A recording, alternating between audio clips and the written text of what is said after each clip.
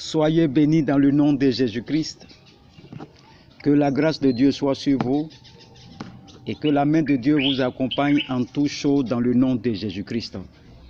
Je rends gloire à ce Dieu ce matin pour le privilège qu'il m'accorde de partager la parole du Seigneur avec vous. Alléluia. Et mon désir est que la parole de Dieu soit pratiquée, soit pratique dans la vie de tous ceux qui m'écoutent dans le nom de Jésus-Christ. Il ne faut pas que la parole de Dieu soit une théorie de connaissance, mais il faut que ça soit expérimental dans la vie de tout un chacun. Et ce matin, nous allons voir un thème qui est très important pour le corps de Christ, un thème qui est très important pour le corps de Christ. Quelle est votre expérience avec le Christ crucifié? Ou bien quelle est ton expérience avec le Christ crucifié?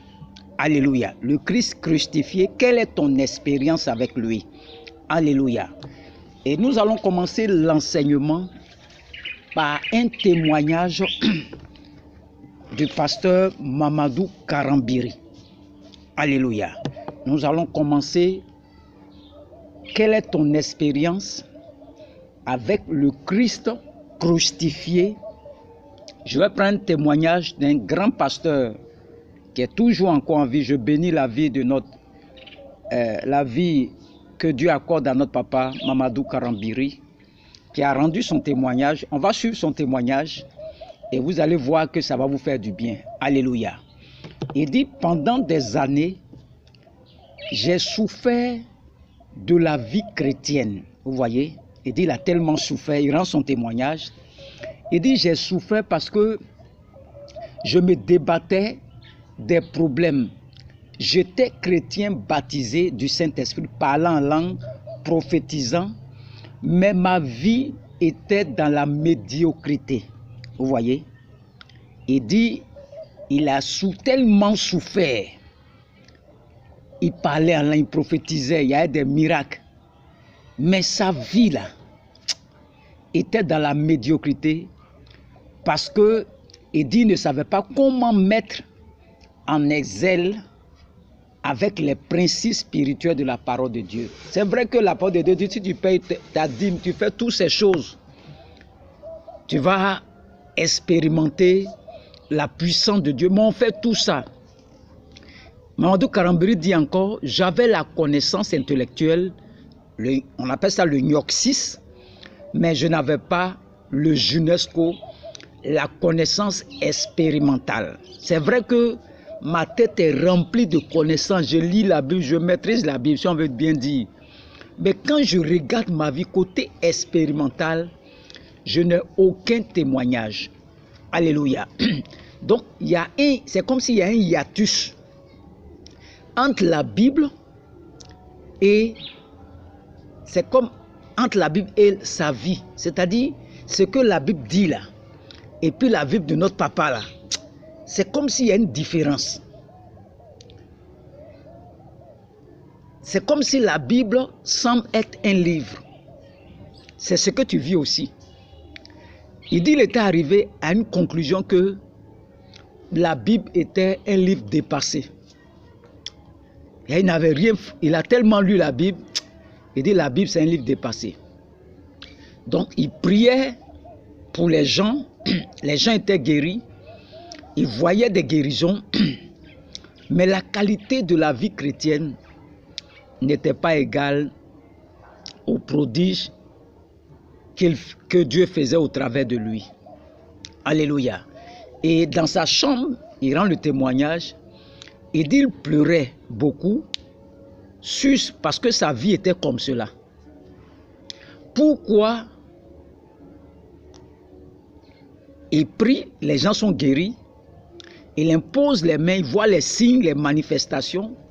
Pourquoi lui vit dans la souffrance, malgré les prodiges, malgré les miracles? Lui vit dans la souffrance.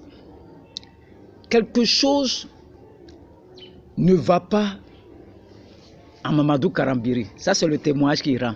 C'est-à-dire, malgré tous les miracles qu'il faisait, malgré tous les signes qu'il voyait, mais quand il voit sa vie, là, il y a quelque chose qui ne va pas. Ça, c'est le témoignage de notre papa Karambiri. Et il a voyagé de continent en continent. Il allait aux États-Unis en 87. Économiste, il était aux États-Unis. Mais la loi biblique ne marchait pas.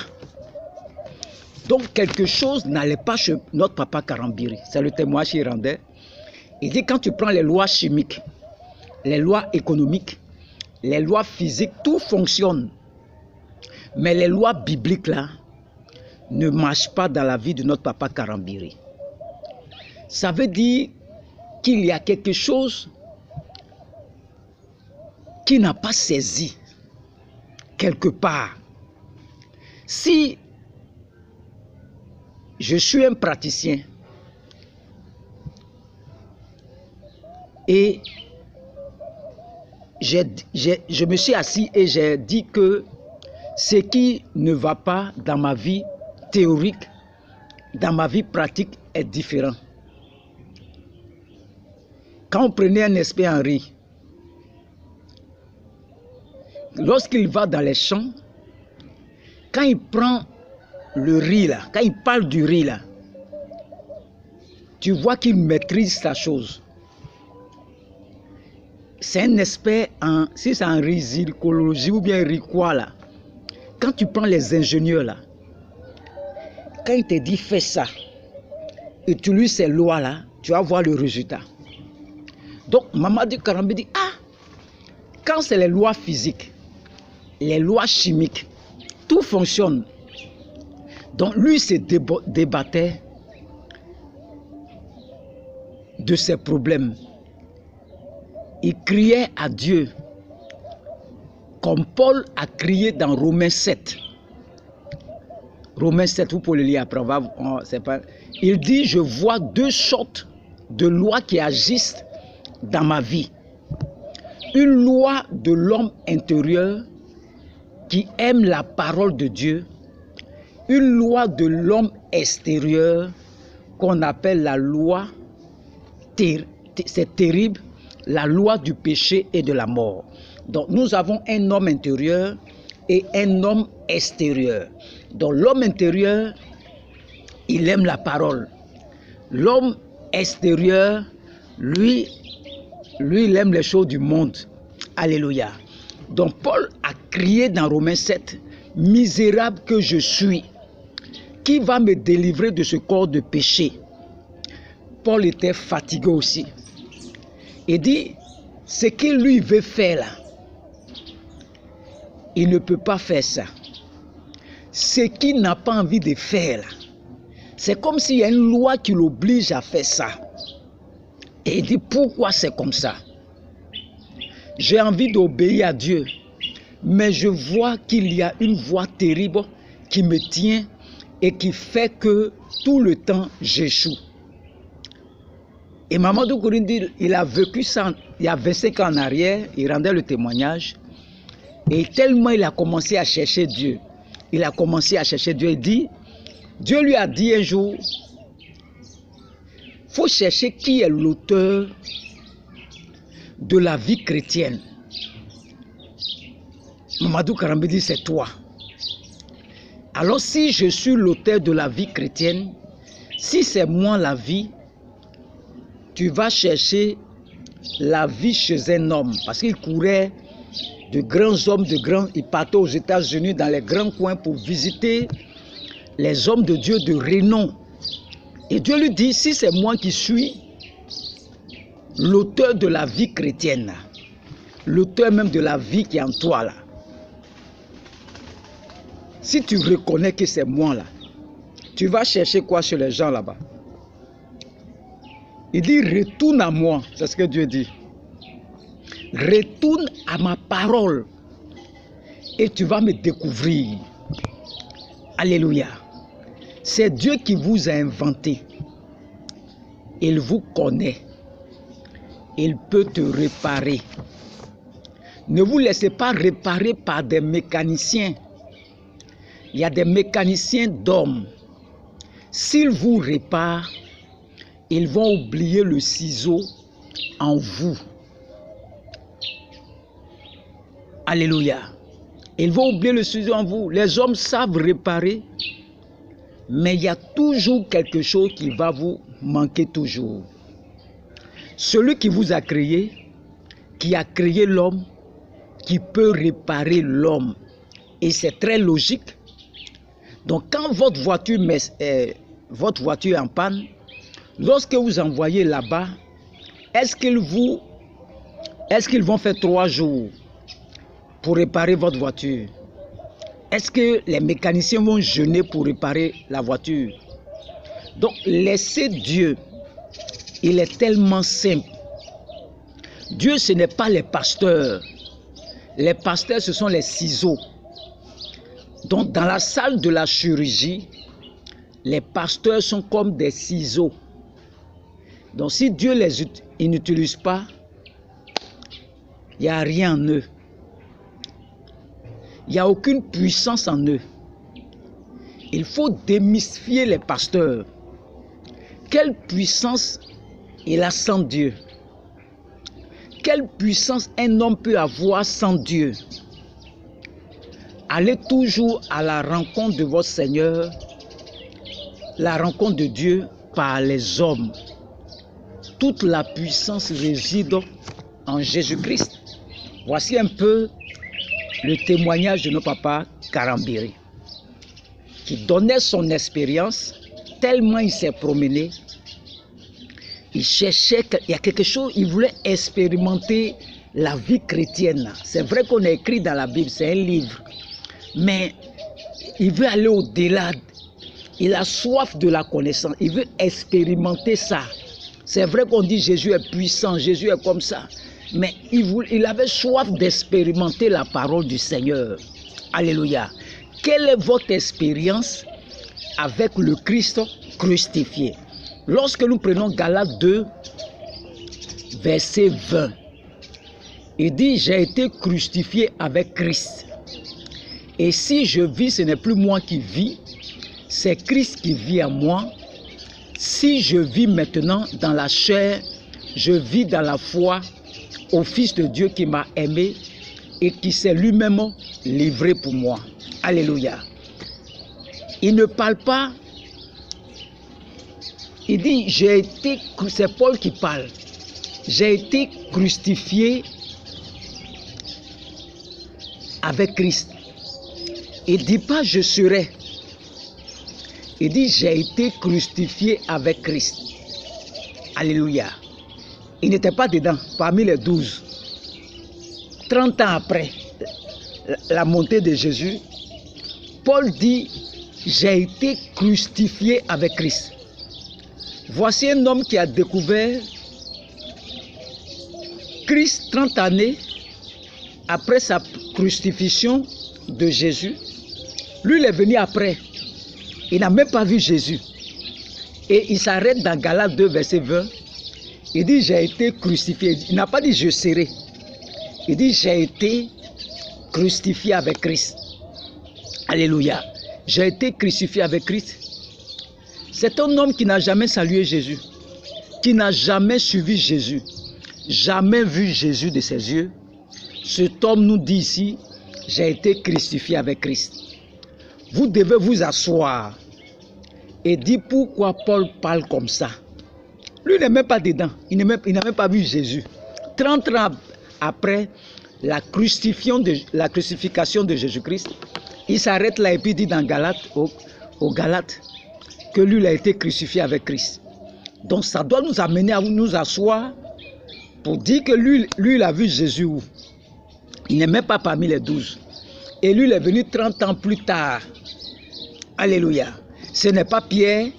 Paul n'a jamais connu Jésus-Christ. Qu'est-ce que ça veut dire? J'ai été crucifié avec Christ. Il dit c'est une réalité, c'est un fait. C'est-à-dire, j'ai expérimenté, je suis rentré dans l'expérience de la crucifixion avec Christ. Il dit, c'est une réalité. C'est que Mamadou Karambiré a rendu témoignage. Malgré qu'il se promenait, il avait toute la connaissance, mais il lui manquait l'expérimenter. Il veut expérimenter ça. Il avait soif. Ce qu'on dit dans la Bible, là, lui veut voir. C'est la même chose que Paul dit ici. Paul dit ici que lui, il a été crucifié avec Christ. C'est-à-dire, il a expérimenté la crucifixion de Christ.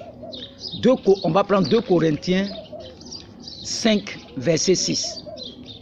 2 Corinthiens 5, verset 16. Il dit, ainsi dès maintenant, je vais faire la lecture, ainsi dès maintenant, nous ne connaissons personne selon la chair, et si nous avons connu Christ selon la chair, maintenant nous le connaissons, nous ne le connaissons plus de cette manière. C'est-à-dire, si tu as connu Christ dans la chair, comme les apôtres Paul, Pierre, là, maintenant nous ne le connaissons plus selon la chair. Paul n'a pas un langage ésotérique. Paul parle d'une réalité qu'il a vécue. Quand j'ai commencé à voir la lumière de Christ sur ma vie, ce sont des langages qui m'ont parlé. C'est-à-dire, lui, il a expérimenté, il a entendu la voix de Jésus-Christ. Les autres l'ont vu dans la chair. Il dit maintenant, ce n'est plus comme ça. On va relire encore Galates, 2 Corinthiens 5, verset 6. Il dit ainsi dès maintenant, nous ne connaissons personne selon la chair. Et si nous avons connu Christ selon la chair, maintenant on ne le connaît plus selon la chair. Donc il y a des gens qui ont marché avec Christ, mais eux l'ont connu selon la chair. Maintenant, c'est plus comme ça que nous on le connaît. Est-ce que Paul est en train de dire? Paul a vécu une réalité que personne n'a vécu sur la route de Damas. Comment celui qui est le plus pire des pécheurs qui tuait les chrétiens dans Acte 9 peut s'arrêter et dire qu'il a été crucifié avec Christ? Et sa vie l'a démontré qu'il a rencontré Christ. Ce n'est l'expérience sur la route de Damas, c'est son premier contact avec Christ. C'est là qu'il a rencontré Paul dans Acte 9 sur la route de Damas. Lui, il a rencontré une seule fois. Mais il a expérimenté quelque chose que les autres n'ont pas expérimenté. Donc la vie chrétienne, ce n'est pas théorie. Est-ce que tu as vu ce Christ crucifié là? Est-ce que tu as expérimenté ça? Ça existe. Ça existe. Si l'apôtre Paul là, qui est venu 30 ans plus tard, sur la route de Damas, il a rencontré le Seigneur Jésus-Christ. Il a entendu un langage, il a entendu la voix. Je vais prendre Acte 9. Pour ceux qui, comme nous sommes dans la formation, Acte 9. Acte chapitre 9. Vous allez voir. Acte chapitre 9. Il dit quoi? Il dit cependant, Saul respirant encore la menace et le meurtre comme les disciples, contre les disciples du Seigneur, se rendit chez le souverain sacrificateur. On va sauter, on va aller au verset 4. Il tomba par terre. Non, le verset 3. Comme il était en chemin et qu'il approchait de Damas, tout à coup une lumière venant du ciel resplendit autour de lui. Ça, c'est l'apôtre Paul. Il tomba par terre, il a entendu une voix qui lui disait, Paul, Saul, Saul, pourquoi me persécutes-tu? Il répondit, qui es-tu, Seigneur? Et le Seigneur dit, je suis Jésus, que tu persécutes. Il te serait dur de regimber contre les aiguillons. Tremblant et saisi d'effroi, il dit, Seigneur, que veux-tu que je fasse? Et le Seigneur lui dit, lève-toi, entre dans la ville et on te dira ce que tu dois faire. Donc, Paul dit, si vous avez connu Jésus dans la chair, là, les apôtres, là, maintenant ce n'est plus comme ça. Parce que ce que moi-même j'ai expérimenté là, vous l'avez connu avant la croix. Mais moi, j'ai vu ce Jésus qui a été crucifié là. Je l'ai rencontré sur la route de Damas. J'ai entendu sa voix. Donc, si vous le connaissez dans la chair là, ce n'est plus comme ça maintenant. Maintenant là, ce n'est plus ça seulement. Maintenant, lui-même là, il existe. Et tu peux expérimenter ça. C'est de ça que l'apôtre Paul parle. Mamadou Karambiri aussi avait cette soif. Lors de son témoignage, il voulait expérimenter ce Christ-là. Parce que la Bible parle de ça. Il veut aller au-delà. Il se promenait chez les hommes de Dieu. Dieu lui a demandé, mais les hommes que tu tournes derrière eux là, qui a créé la vie? C'est moi-même Dieu. Donc cherche-moi dans la parole. L'apôtre Paul dit ici, si vous l'avez connu comme ça là, maintenant ce n'est plus comme ça. Parce que moi, de la manière dont je l'ai croisé là, je n'étais pas avec vous les 12 apôtres là. J'ai expérimenté ce Christ crucifié. Et quand on regarde la vie de l'apôtre Paul, il a fait plus que les autres. Les Pierre, les Jacques, les Jean. L'apôtre Paul a été un puissant instrument que Dieu a utilisé. Alléluia. Est-ce que je peux dire, ce n'est plus moi qui vis, Galates 2, verset 20, mais c'est Christ qui vit en moi. Quand tu vois l'apôtre Paul qui persécutait les chrétiens, qui tuait les chrétiens, l'apôtre Paul se lève maintenant. Il reçoit cette lumière. Il va expérimenter le Christ crucifié maintenant. Il a croisé sur la route de Damas. L'apôtre Paul qui partait pour les tuer, il est devenu une nouvelle personne. Alors si Christ en nous, il vit en nous, il y a des choses qu'on ne ferait plus jamais. Quelqu'un qui va tuer les gens, il va les persécuter. Il va aller chez les sacrificateurs, il va lui donner plein ordre, plein droit. Tu les attrapes et tu les mets en prison, on va les tuer. Il persécutait les chrétiens. Quand il rencontre cette expérience-là avec le Seigneur Jésus-Christ sur la route de Damas, il a changé. Il est étonné. Le Paul qui tue les gens, le Saul, il a changé. Quand j'ai donné ma vie à Jésus-Christ, je n'étais pas comme ça. Je ne parlais pas même. Tant que je ne bois pas, je ne parle pas. Et quand j'ai accepté Jésus-Christ, j'ai connu une expérience particulière quand je dormais. Pendant que je dormais, il y a des gens qui sont venus m'attraper, mes deux mains. Et ils ont pris le feu, ils ont mis dans ma bouche. Je veux me débattre pour sortir dedans. Je n'arrive pas. On met le feu dans ma bouche. Je veux lutter, mais je n'ai pas de force pour lutter avec ces personnes qui mettaient le feu dans ma bouche. Quand je me suis réveillé, j'ai changé. Ce que je ne pouvais pas faire avant, j'arrive à faire maintenant. Je ne pouvais pas enseigner les gens, attraper un micro, je ne pouvais pas faire toutes ces choses. Mais ma vie a changé. Quand j'ai rencontré ce Christ, j'ai expérimenté ça. Ça m'a transformé. C'est de ça que l'apôtre Paul parle. Que si vous le connaissez dans la chair, là, 2 Corinthiens 5, verset 16, là, maintenant c'est plus comme ça. Il existe, ce Christ. Si tu le rencontres, ta vie change. Regarde l'apôtre Paul. Il tue les chrétiens.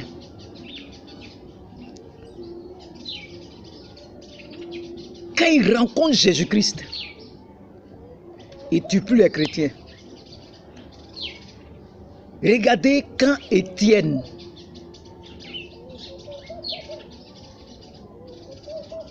était sûr, les gens ont saisi Étienne. Ils vont aller tuer Étienne. Il n'a jamais maudit quelqu'un. Il a vu l'expérience avec Étienne. L'apôtre Paul était là quand on tuait Étienne. Il a vu Étienne. Pendant qu'ils sont en train de le tuer, Paul le regardait. Il regardait Étienne en train de mourir. On lapidait Étienne. On prend les pieds, on l'ensomme. Paul a vu Étienne. Des coups de pierre authentiques pleuvaient sur lui. Étienne n'a pas juré. Étienne n'a pas pleuré. Étienne n'a fait que prier pour ceux qui étaient en train de le lapider et il souffrait atrocement. Quand Paul a vu Étienne, quand il est sorti de là, il a compris la réalité de Christ, de Jésus.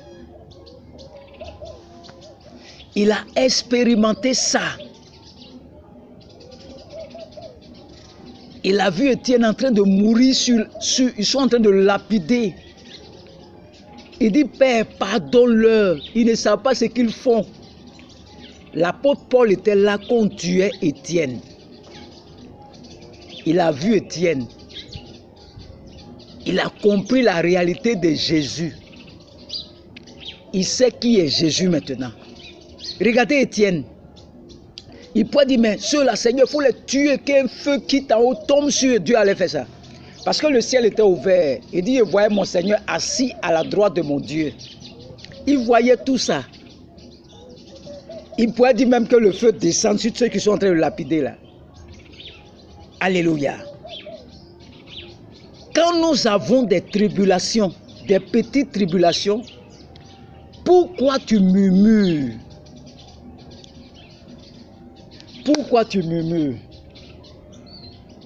Parce que ta femme ne fait pas enfant. Parce que tu n'es pas marié. Parce que tu ne travailles pas. Parce que tant. Quand nous avons des tribulations là, pourquoi tu murmures? Voici Étienne ici. Étienne n'a rien dit. Ils sont en train de le lapider. Il n'a rien dit. Il n'a rien dit. Lorsque nous prenons 1 Corinthiens 1 verset 4, il dit quoi? Je rends à mon Dieu de continuelles actions de grâce à votre sujet pour la grâce de Dieu qui vous a été accordée en Jésus-Christ. Alléluia. Le verset 7, de sorte qu'il ne vous manque aucun don dans l'attente où vous êtes de la manifestation de notre Seigneur Jésus-Christ. Ici, il s'agit de dons, les dons de Dieu, la grâce de Dieu. Il leur manquait aux Corinthiens, là, il leur manquait quelque chose. Ils ont eu la manifestation des dons spirituels. Mais Paul est choqué. Il est choqué pour cette église de Corinthe. Et Paul dit, il est dans les douleurs de l'enfantement. Pourquoi? Il s'est rendu compte, malgré les dons spirituels qu'ils ont, que l'église de Corinthe n'a pas saisi la réalité de la crucifixion de Christ. C'est-à-dire, malgré qu'il manifeste les dons spirituels là, Paul est choqué et Paul dit que cette église-là, malgré tous les dons, la grâce de Dieu sur eux là, ils n'ont pas compris la réalité de la crucifixion de Christ. Ils n'ont pas compris ce qui s'est passé avec le Christ crucifié. Lorsque nous allons dans le chapitre 2, le verset 1, il dit pour moi, frère, lorsque je suis allé chez vous, ça c'est au Corinthe, ce n'est pas avec une supériorité de langage ou de sagesse que je suis allé vous annoncer le témoignage de Dieu, car je n'ai pas eu la pensée de savoir parmi vous autres choses que Jésus-Christ et Jésus-Christ crucifié. Vous voyez, Jésus-Christ et Jésus-Christ crucifié. Alléluia. Donc, lorsque La seule chose que je veux voir parmi vous, ce n'est pas seulement les dons spirituels, c'est que je n'ai pas encore vu, je n'ai pas encore saisi la manifestation de Jésus glorifié. Que vous compreniez qu'est-ce que la crucifixion apporte dans la vie d'un homme. Qu'est-ce que la crucifixion apporte dans la vie d'un homme? Nous voyons Paul, lorsqu'il rencontre Jésus-Christ, il est devenu amour, il est changé, il est une autre créature. Les choses anciennes sont passées, ce qui tuait les gens c'est passé, tue plus les gens. Il est devenu une nouvelle personne. Alléluia, il est devenu une nouvelle personne. C'est ce que Paul dit aux Corinthes. C'est vrai que je vois les dons spirituels. Mais l'église de Corinthe n'a pas saisi la réalité de la crucifixion de notre Seigneur Jésus-Christ.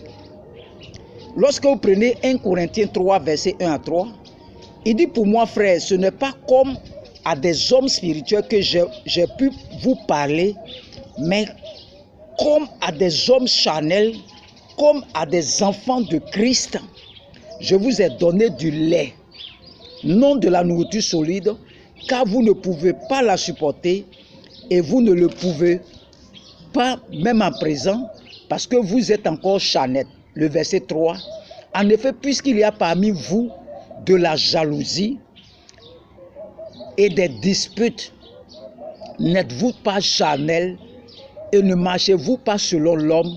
Vous voyez ce que l'apôtre Paul dit. Là où mon vieil homme a été crucifié là, Paul avant était rempli de ces choses. Donc, une église qui n'est pas crucifiée là, c'est une église où il y a la jalousie, une église où il y a la colère. Vous voyez, cette église-là manque la connaissance de la réalité même de Christ crucifié. Et c'est cette connaissance qui manque là qui a détruit l'église de Corinthe. Donc Paul est surpris, il regarde dans cette église, il voit beaucoup d'anomalies, les dons spirituels. Il prie continuellement pour qu'ils reçoivent les dons, mais il constate que cette église-là n'a pas encore la révélation de qui est Jésus. On trouve dans cette église-là de la jalousie, de la colère, des critiques, tout ce que vous connaissez là. Dans l'église de Corinthe, c'est ce qu'on trouve. Mais regardez Étienne, lorsqu'on le lapide, il a expérimenté, il n'a pas vu Jésus-Christ, il n'était pas avec Jésus-Christ, mais c'est le jour où on tuait Étienne, le ciel est ouvert, il dit, je vois maintenant mon Seigneur assis à la droite de mon Père, c'est maintenant lui va expérimenter ça. Et il dit, Père, pendant qu'ils sont en train de lapider, l'apôtre Paul, Père, pardonne-leur. Regardez quelqu'un qui reçoit des pierres sur lui, des grosses pierres, ils sont en train de le tuer. Il dit, ne leur impute pas ça, ce péché-là. Seigneur, pardonne-leur. Ils ne savent pas ce qu'ils font. Lorsque tu expérimentes ce Christ-là, il y a une transformation dans ta vie. C'est de ça que l'apôtre Paul parle. Il dit la révélation, 1 Corinthiens 5, verset 1. Il dit, on entend dire généralement qu'il y a parmi vous de l'impudicité, et une impudicité telle que on ne rencontre pas ça chez les païens, c'est au point que l'un de vous a la femme de son père, et vous êtes enflé d'orgueil. On va arrêter là. Paul est choqué, malgré les dons spirituels, malgré que la grâce de Dieu, Dieu a fait sa grâce, a donné sa grâce aux Corinthiens. Paul a vu, il a gémi, il expérimente les douleurs de l'enfantement. L'Église n'a aucune connaissance de ce Dieu crucifié là. Ils n'ont aucune connaissance. C'est vrai que la puissance de Dieu se manifeste dans l'Église de Corinthe, mais ils n'ont pas expérimenté ce Christ crucifié là. Alléluia. Réfléchis à ta vie ce matin. Est-ce que tu as déjà rencontré ce Christ crucifié là? Quelle est ton expérience avec ce Christ qui est crucifié là? Étienne l'a vu. L'apôtre Paul l'a rencontré. Les apôtres l'ont vu aussi. Moi-même aussi, je l'ai expérimenté. J'ai été transformé. Est-ce que tu as rencontré ce Christ-là? Est-ce que depuis que tu vas à l'église là, est-ce que tu as été transformé? Si tu le rencontres là, ta vie change. Je ne vais pas te mentir. Si vous voyez aujourd'hui, je suis assis devant vous aujourd'hui là, c'est parce que j'ai rencontré ce Christ-là à Yamoussoukro. J'ai expérimenté la puissance de ce Dieu crucifié-là. J'étais un soulard, un homme des cabarets, un homme des maquis. Mais quand j'ai rencontré, j'ai expérimenté ce Christ-là, ma vie a été transformée complètement. 1 Corinthiens 6, quand vous prenez 1 Corinthiens 6, verset 2, il dit, ne savez-vous pas que les saints jugeront le monde, et si c'est par vous que le monde est jugé, êtes-vous indigne de rendre les moins jugements? Ne savez-vous pas que nous jugerons les anges et nous ne jugerions pas à plus forte raison les choses de cette vie? Lorsque nous prenons le verset 15, dit quoi? Il dit, ne savez-vous pas que vos corps sont les membres de Christ pour en faire les membres d'une prostituée? Je vais reprendre. Ne savez-vous pas que vos corps sont des membres de Christ? Prendrais-je donc les membres de Christ pour en faire les membres d'une prostituée? Lorsque vous prenez le verset 19, il dit, ne savez-vous pas que votre corps est le temple du Saint-Esprit qui est en vous, que vous avez reçu de Dieu et que vous ne vous appartenez point à vous-même? Alléluia. Lorsque nous prenons 1 Corinthiens 7, verset 1 à 3, pour ce qui concerne les choses dont vous m'avez écrit, je pense qu'il est bon pour l'homme de ne point toucher de femme. Toutefois, pour éviter l'impudicité, que chacun ait sa femme et que chaque femme ait son mari. Le verset 3, que le mari rende à sa femme ce qu'il lui doit et que la femme agisse de même envers son mari. Ici, l'apôtre Paul,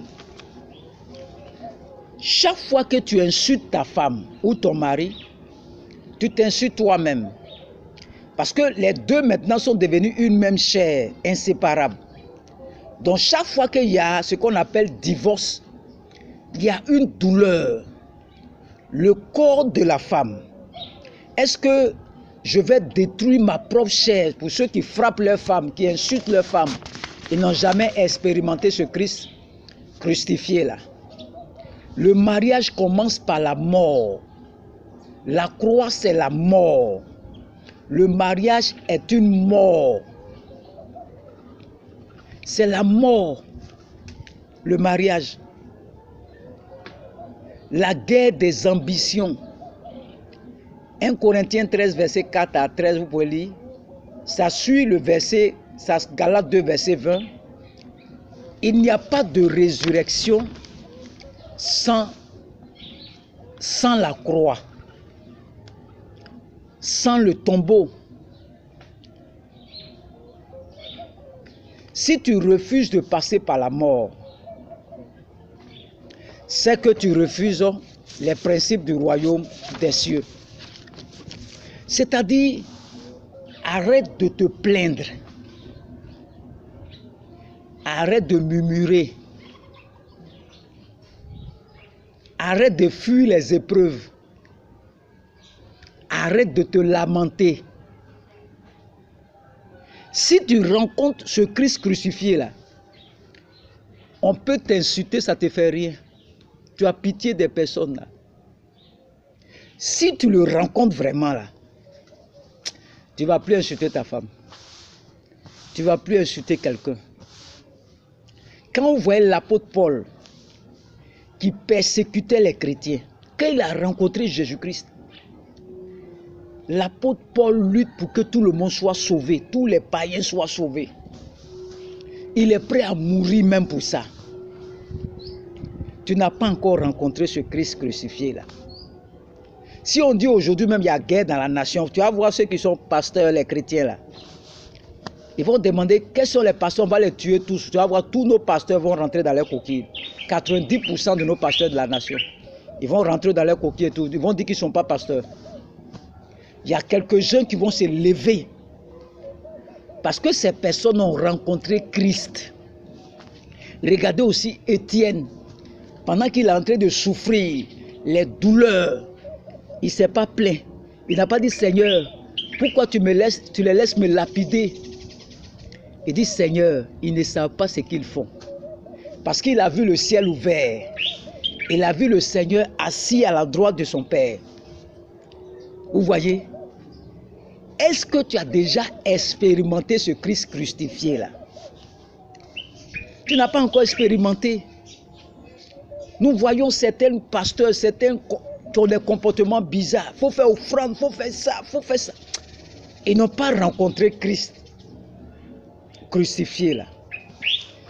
Christ crucifié là, c'est l'amour. L'amour. L'amour. On va prendre 1 Corinthiens 13. Le verset 13. Quand tu le rencontres, il dit maintenant donc ces trois choses demeurent, la foi, l'espérance et l'amour. Mais la plus grande de ces choses, c'est la charité, c'est l'amour. Pour ceux qui rencontrent Christ, qui expérimentent Christ là, il y a un signe. Tu ne peux pas cacher ça. Quand tu as vu Christ là, il y a un signe qu'on sent en toi, c'est l'amour, la foi, l'espérance. On voit ça. L'apôtre Paul, il se bat pour évangéliser, gagner des âmes, bâtir des églises. Il parle aux Corinthiens, il dit, je prie pour vous, pour que la grâce des dons spirituels soit en vous. Mais malgré qu'ils font les puissances, les manifestations, Paul regarde dans l'église de Corinthe là, il y a de la jalousie, il y a des disputes, des colères. Je suis de Apollos, je suis de temps, je suis de temps. Il voit qu'il y a la concurrence dans l'église. Lui, il a dit que c'est moi, il y a un don spirituel. C'est moi, je manifeste la puissance de Dieu. Tout le monde doit me suivre. Quand Paul regarde dans l'église de Corinthe là, il dit non pas la révélation de Christ crucifié là. Si tu vois une église où il y a beaucoup la jalousie là-bas, l'église n'a pas été crucifiée. L'église n'a pas expérimenté ce Christ crucifié là. Si tu expérimentes ce Christ crucifié là, c'est l'amour, c'est la joie, c'est la paix, c'est la douceur, c'est la tempérance, c'est la patience, c'est la bonté. Est-ce que tu as déjà expérimenté ce Christ crucifié là? Si tu le rencontres là, tout le monde va voir qu'il y a un changement en toi. Tous ceux qui connaissaient l'apôtre Paul, avant d'avoir rencontré le Seigneur, et lorsqu'ils ont vu l'apôtre Paul, lorsqu'il a expérimenté, il dit, vous les apôtres là, vous l'avez vu dans la chair seulement. Mais moi, je l'ai expérimenté maintenant après la crucifixion là. Moi aussi, je suis venu 30 ans après vous, mais j'ai vu ce que vous-même vous n'avez pas vu. J'ai entendu sa voix, sa voix, sa voix. Sur la route de Damas, ma vie a changé. Si tu rencontres ce Jésus-là, si tu expérimentes ce Jésus-Christ, c'est ça notre papa Karambiri, il avait soif. Il cherchait Dieu chez tous les hommes de Dieu, aux États-Unis. Partout où on dit il y a quelque chose, papa, notre papa Karambiri, selon son témoignage, était partout là-bas. Jusqu'à ce que Dieu lui dit, cherche-moi dans ma parole. Ce que tu veux là, cherche-moi dans ma parole. Tu vas me rencontrer comme l'apôtre Paul a rencontré Jésus-Christ sur la route de Damas. Tu vas me rencontrer dans la parole. Cherche-moi dans ma parole. On ne lit pas Bible comme un livre. Si tu prends Bible et puis tu lis comme un livre, là, tu ne vas rien comprendre. Ça, c'est la connaissance. On appelle ça, cette connaissance-là, on appelle ça la connaissance, c'est cette connaissance, le gymnosco. Vous voyez? Si tu rencontres Christ, tu lis la Bible comme un livre. Ça, c'est théorie. Mais arrivé un moment, là, comme tu lis comme ça, là, tu vas commencer à sentir qu'il y a un vide en toi. Tu veux aller au-delà de la théorie, là. Tu veux expérimenter ça maintenant. Et c'est ce qui crée les frustrations, là. Quand on voit les gens jalousie, colère, quoi là, ils n'ont pas encore expérimenté ce Christ-là. Ce Christ qui est ressuscité là, ils ne l'ont pas encore expérimenté. Quand tu l'expérimentes là, il n'y a plus jalousie en toi. Il n'y a plus colère en toi. Quand tu le rencontres, ta vie change. Au lieu de lire la Bible comme un livre là, il faut lire ça pour chercher Jésus-Christ dedans. Où est caché Jésus dans sa parole là? Cherche-le. Si tu le découvres là, tout change en toi. Tu as la compassion des âmes. Tu as pitié. Tu as l'amour en toi. Ta vie a changé parce que tu as rencontré ce Jésus-Christ. Tu as rencontré le Seigneur Jésus-Christ. Et je prie maintenant que tu rencontres ce Dieu-là. Que tu expérimentes ce Christ crucifié là, afin que ta vie soit transformée, comme la vie des apôtres, comme la vie du serviteur Étienne, comme la vie de l'apôtre Paul, comme la vie du prophète Jean. De la manière ils ont rencontré le Seigneur Jésus-Christ, et leur vie a changé là. Je prie que tu expérimentes ça aussi cette année, que tu rencontres le Seigneur Jésus-Christ, et que ta vie soit transformée. Que Dieu te bénisse. Nous sommes dimanche aujourd'hui. Je veux bénir tout le monde. C'est un enseignement. Il faut prier pour expérimenter ce que tu lis dans la Bible. Là. Il faut que ça soit pratique. Il faut prier pour ça, pour que tu puisses rencontrer le Seigneur Jésus-Christ. Il se laisse découvrir par celui qui le cherche. Il existe. Je l'ai vu. Je l'ai déjà vu. Il existe. Il faut prier pour le rencontrer, le Seigneur. Tu vas voir que toute ta vie va changer.